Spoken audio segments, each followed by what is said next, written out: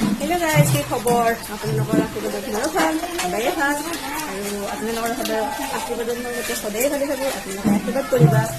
গতিকে মই আজি এটা অন্য ভিডিঅ'লৈ আহিছোঁ।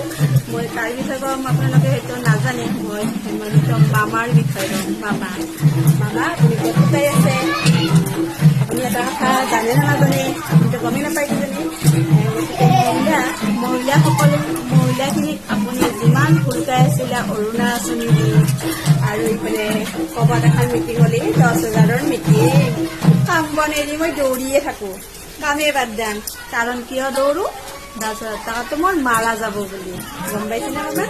গতিকে আপুনি আৰু মহিলাক কেতিয়াও ভুলকাব নোৱাৰে, কাৰণ কোনো মহিলা আপোনাৰ কথাত ভুল নাযায়, গম পাইছেনে মামা?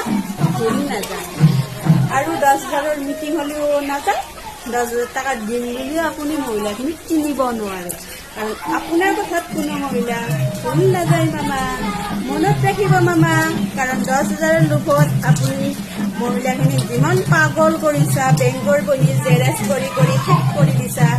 গতিকে মামা আৰু সেই মহিলা কেতিয়াও আপোনাৰ কথা নামানে, গম পাইছেনে মামা?